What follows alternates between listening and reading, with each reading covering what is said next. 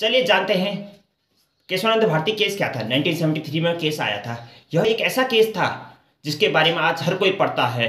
इसमें केशवानंद भारती की हार हुई थी, सरकार की जीत हुई थी, तब भी इस केस को पढ़ा जाता है। 7-6 से फैसला आया था। 7 सरकार के पक्ष में आया था और 6 केशवानंद भारती के पक्ष में आया था। संवैधानिक बेंच बैठी थी। साथियों, संवैधानिक बेंच हमेशा ऑड से नंबर पर बैठती है, यानी 3, 5, 7 नंबर पर। क्या कहता है केशवानंद भारती केस? साथियों, केशवानंद भारती केस में सरकार जमींदारों से कुछ जमीन ले रही थी और इसी में केशवानंद भारती की भी कुछ जमीन आ गई।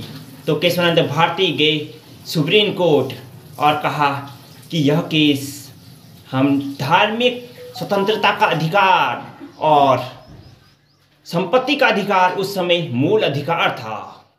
तब सुप्रीम कोर्ट ने कहा कि संसद मूल अधिकारों को तो बदल सकती है, लेकिन प्रस्तावना को देखना जरूरी है। प्रस्तावना संविधान का अभिन्न अंग है, कहा था केशवानंद भारती केस में।